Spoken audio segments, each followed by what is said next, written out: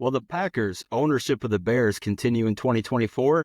Join us as we discuss this historic rivalry and preview the Caleb Williams-led Bears as they host the Packers coming out of the bye week. Yeah, I've been wanting this shit forever. I've been in the field with whatever they throw at me. Brush it off, pick myself up, moving on to the better. Hey. Yeah. Ain't no errors, baby, it's a new era. I wake up early feeling rich like I'm cash. All right, everybody, welcome back for another episode of Sound Gouda. My name is Jordan Olson, and my best friend and co-host over here is Rob Ralph. We're excited to be talking this historic Packers rivalry versus the Bears, but thanks as always to our new and returning listeners. We're excited to be talking Packers football with you all. Just a reminder, we have new episodes every Wednesday and Saturday on YouTube, Spotify, and Apple Podcasts. Rob, the Bears and the Packers, oldest rivalry in the National Football League. The Packers open up as a 3-point favorite, and the Bears are reeling a little bit. So what are your thoughts coming into this game? I feel like that line's a little short, considering how the Bears have played here lately. How they looked at and how they looked today. Hasn't been much of a rivalry since. Been kicking their butts much at all times, whether it's at Lambeau or at Soldier Field. Kind of feels like the 49ers against the Packers, although it's the Packers versus the Bears. We always have the Bears numbers. The 49ers always have our numbers. But let's just call it what it is right now. The Bears do not look good. They look out of sync. Are 4-5 on the season. If anybody got a chance to watch them versus the Pats today, did lose 19-3. I believe they were like 1 of 14 or 1 of 15 or something crazy like that on third downs. Williams is running for his life. That's sacked 9 times by the Pats today. It kind of reminded me of when the 9, yes. When the Packers against the Titans, at some certain point, you got to feel bad for the guy, which we don't, right? Because we're Packers fans and we hate the Bears. But our offensive line, I think almost everybody's injured. We'll get kind of a little bit more into that later. But me and Jordan were talking, at least 3 of their starters are out. And I don't care, how good your wide receivers, your running backs, your weapons, that sort of stuff. You got 3 of your starters out, right? You're going to be running for your life most of the time. And even with their starters in, I would still argue that they're a back half of one of the worst offensive lines probably in the NFL still. So, they didn't score a touchdown on this game. That was the first time since 2004, which is a crazy stat. Only 142 yards of offense versus the Patriots. I'll say it again. They lost 19-3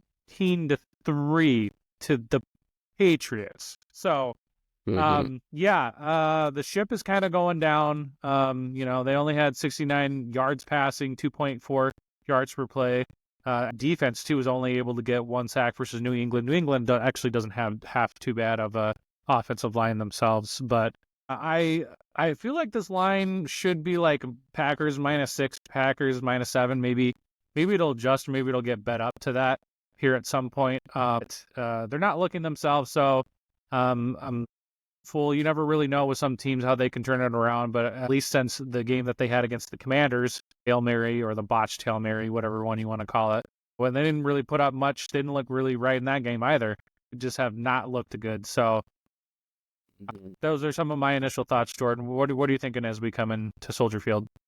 Yeah, and I think just a quick stat correction. I think it was the first, they haven't scored a touchdown in 2 straight games. So I think that's the statistic. First time that the Bears haven't scored a touchdown in consecutive games since 2004. So, that just illustrates even more of the funk they're in. I think I was doing the math, and they've only scored 27 points collective in their last 3 games, which were all losses.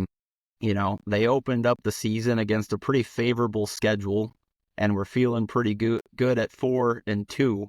And the wheels are coming off the bus. And I know, I've got a good friend and coworker, Mike Brodowski. Shout out to you, Mike. But, he's a Bears fan. And we talk Bears football, Packers football often. He's been preaching for years. He was an offensive lineman himself in high school, but how bad that unit is and how year after year, it's just mind-boggling to him that they have not addressed this position yet. And I know they went out and they got Caleb Williams a bunch of weapons and fancy toys, and they set him up for better success that way. But man, when you're scrambling around, you're taking 9 sacks a game, it doesn't give you a lot of opportunity to get the ball to those weapons. So, I mean, just watching the end of that game, I mean, the Bears looked totally dejected. The body language was bad. They don't look like they're in a great place. The comments are starting about what's going to happen with Eberflus. I know they're already talking about getting Ben Johnson as their coach next year. But, another point that he makes to me often is it's going to put Caleb in a terrible position again, just like Justin Fields, where you're going to get a new head coach, a new offensive coordinator. I mean, if they don't right the ship here, and, they're going to have to start all over again. So, and speaking of that, I actually thought Shane Waldron was a great pick for them as an offensive coordinator, somebody that I thought would be a good, especially with the success he had with Geno Smith. But, that clearly has not been the answer for them at this point in time either. So, yeah, I agree about the line, but I kind of, just to touch on that point, the Vegas line at -3, that was kind of without, I think, the line being readjusted after this Bears game today. We're recording on Sunday. You're going to hear this on Saturday, right? So, but I still think Vegas probably wants the Packers to prove to them that they're not going to shoot themselves in the foot. And they've made so many of these games, even the ones that we should be heavily favored in, like against the Jacksonville Jaguars, they made those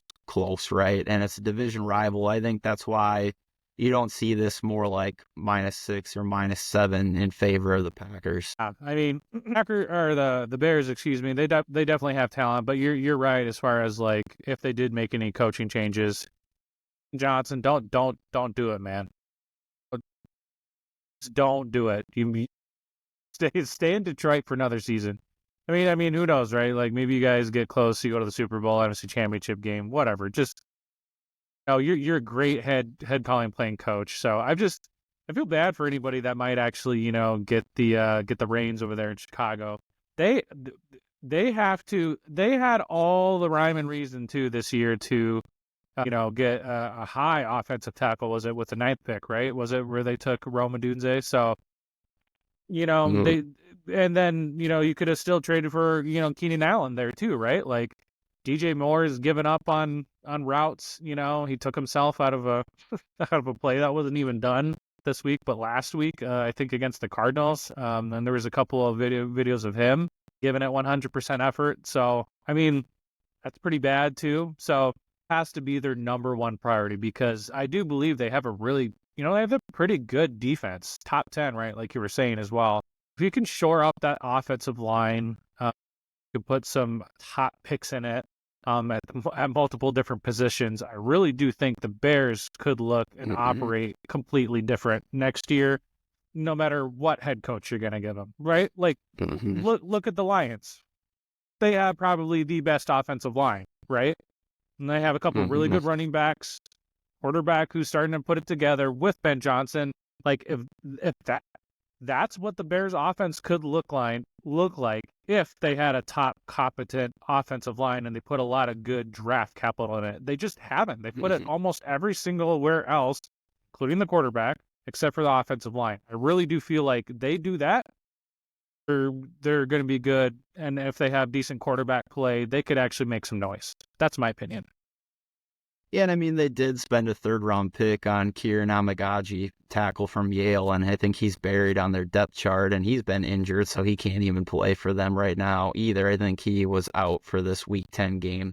But yeah, we're not talking about the 2025 Bears, but I agree. Ben Johnson or anybody else, that better be number one on your wish list. Get me an offensive lineman. Spend 2 of your top 3 picks on the line. Maybe get a priority free agent. That's their problem to figure, not ours. This is what it should be like rounds 1 through 7. Are you ready? Offensive lineman, offensive lineman, offensive lineman, offensive lineman, offensive lineman. Seriously, I think the Bears, 75% of those players, it might as well be offensive linemen. I'm not sure how good the offensive lineman group is in this next year, but anyways, yeah, that's what it should look like. Yeah, so talking a little bit about this game, right? I think that the Packers are coming out of a bye, and we've talked about this a little bit on this show already, but they need to hopefully they've spent some time getting some of their warts. If we can come out, we can play a clean game, and we'll give our score predictions later. But this should be a double-digit win for the Packers. If we can get rid of a couple of those pre-snap penalties, the wide receivers catch a few more balls, and Jordan Love, limiting the bonehead mistakes that we've seen so far, there's no reason that we shouldn't go in and still maintain ownership of the Bears. So, one thing the Bears are doing well, and I think like all four of the NFC North teams are in the top 5 or 6 in takeaways in the league right now, but they're 5th in the takeaway margin right now. They're +7 on the season. So they can and will take the ball away from the opposing team if you give them that opportunity. One place where I'm looking at, though, is they're not very good against the rush. I think they're 20th in the league, and hopefully, Josh Jacobs got 13 or 16 carries. If we just give the ball to Josh Jacobs 22 times in this game like we should, and then, give a few carries to the other complements of backs that we have, that win the time of possession, this should be a game we take going away. You've seen it. Our offense operates the best when you button it up, put these creative type of calls in there, these or-rip motions, that different stuff, to be creative ways to be able to get Jacobs, Emmanuel Wilson, Chris Brooks, who knows, maybe have a sighting of Marshawn Lloyd, right? So, who knows? Well, they haven't filled that roster spot yet that I'm aware of. I don't know, maybe you saw something, but I kind of think that they're just keeping that open for exactly that. They can activate Marshawn Lloyd. We were talking about that on the show previously. What are they going to do? Where are they going to stick him? Well, they have a spot to throw him in there and have 4 running backs. That I think makes Matt LaFleur's job even more complicated because he's already liking to get Chris Brooks in there and some snaps, and Emmanuel Wilson's been great, but I would love to see that 3rd round pick, that flashy new toy, and do some of that stuff that DeAndre Swift on the other side of the ball is capable of doing. And talking about their weapons a little bit, DeAndre Swift has probably been their most consistent weapon. I think he took a week or 2 to get going, but he's a threat. I expect us to look to try to contain him. Despite them not taking an offensive lineman, I think that Roma Dunze has been their best wide receiver so far. So he's having, not a stellar rookie season, but he's having a pretty solid rookie season. And, that looks like a good combination for years to come. And, Cole Kmet is another guy who I think is having a really solid season. He's a red zone threat. He's somebody that we're going to need to limit, or he can hurt us. Yeah, absolutely. They have weapons. It's just touch on the offensive lineman over there, and they break, and then Caleb Williams is literally running for his life. They have weapons in the backfield. On Johnson, DeAndre Swift. They have Roma Dunze, Keenan Allen, Cole Kmet, DJ Moore. Really good weapons. It really just comes down to me is the offensive line and some of the bad play concepts and passing stuff that they're doing too as well. Sometimes it's just not making sense. And I believe there's a good clip on the interwebs of Dan Orlovsky going across that. So maybe I'll post that on our social media. But if as soon as you start to think this team is down in the dumps, they can't do anything, right? Just kind of when we went down to Jacksonville Jaguars against a Jaguars team, when you go up against a team that is desperate, I guess is what I'm saying, it tends to be, and you got nothing to lose, pull out everything in the bag, a team can play pretty good occasionally. So, yeah. And it's the Green Bay Packers. So if they're going to show up to play anybody, they're going to be motivated to play this team. So we've been talking about how bad their offensive line is and just unhealthy it is. So, we would touch on this a little bit in our previous episode, but obviously at the trade deadline traded away Preston Smith. But we're going to have Rashaun Gary, LVN, Kingsley Enagbare, Wyatt, if he's, hopefully he's healthy, and Clark. I hope that this is a game where we can come out and we can get 4 or 5 sacks against Caleb Williams. And I think that I will finally be concerned, maybe as much as some of the other Packers fans are, about the pass rush if we're not able to come out and put Caleb Williams in the dirt, at least 3 or 4 times, those guys got to show up for us. I mean, you're going to get a lot more Lucas Van Ness, Barry, maybe some of your speedster, Aaron Mosby a time or two. He got half a sack against the Lions. So, absolutely. When everybody else's pass rush is teeing off on the Bears offensive line and the Packers doesn't tee off on it, like, that's what we were supposed to do against the Titans. We did that against the Titans and then some. So if we cannot do that against the Bears, and Lucas Van Ness is going to have to step up a time or two. He's gonna have to level up.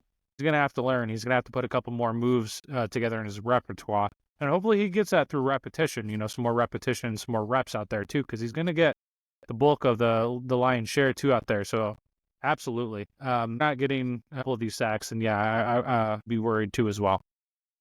Well, and if we give Caleb Williams time, that's where he is going to hurt us with those weapons. Just, one more thing on the pass rush before we move to our score predictions and kind of get out of here for this episode. But I do really like the element of Aaron Mosby. If you look at a lot of the other 4-3s that, the 49ers, the Jets, that kind of this Jeff Hafley scheme or tree can kind of lean into. They've got a great speed rusher on the edge, or they have when they've had their most success, right? You look at Will McDonald with the Jets.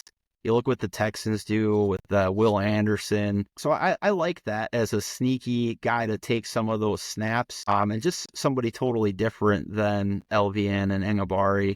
And, just at LVN for a second, he just got to get consistent with one move. I mean, it's one thing for him to develop a counter, but he's not winning, with his bull rush, which was supposed to be his bread and butter. So hopefully they spent some time in the bye week working on pass rush technique. So we'll see what the injury report looks like at the time we record this. It's total bye week, kind of quietness on the injury report. So we'll see if we can get Williams and Alexander back to kind of shore up our secondary. We'll see if we get Josh Myers back. Even so, I think Elton Jenkins not playing in a monsoon hopefully will be a little cleaner. And if Love is a little healthier than he's been, I also expect more under center and some play action. So, but Rob, what are you kind of bringing us into score predictions? What do you think? What's the final outcome of this game? Yeah, so, I mean, Bears are reeling. You have friends and history on our side. We own Chicago Bears. It is what it is. Those are the facts. I'll just make this brief. I think the Packers going to Soldier Field like they've done for a long time now. Beat up on them and win 30-14. Yeah. And I like the Packers to win by double digits as well. I'm predicting a 27-16 victory. The only reason I'm not putting them at 30 is because this Bears defense is a top 10 unit or, right there in that category. So, I predict the Packers to score 5 times. If they take more than that, that's great. But with the way that this Bears, and the only reason I'm giving the Bears 16 right now, one is division rival, but I still need to see more from our pass rush. If we have a game where we only get a sack or two, they will score a few more points. So that's where I'm at with this one. All right. So closing is on me. All right. More good Packers content Wednesday and every Saturday. Wednesday, it's the recap from game before, and Saturday is the preview for the upcoming game. First, we are on YouTube, Spotify, and Apple Podcasts. YouTube, please make sure to like and subscribe. Apple Podcasts, Spotify, make sure to give us a follow. Tell a Packer friend or two. We would genuinely appreciate it. Jordan and I are on X as well. I'm at Robber79. Jordan is at Olson Jord. Shoot us something. We'd love to engage with you. Well, but let's go into Chicago and continue the trend of kicking the Bears' butts. We appreciate everybody. We hope you have a Gouda morning, a Gouda afternoon, and a Gouda night. Take care. Go back. Go back. Been wanted this shit forever. I've been in the field with whatever they throw at me. Brush it off, pick myself up, moving on to the better. Okay. Hey.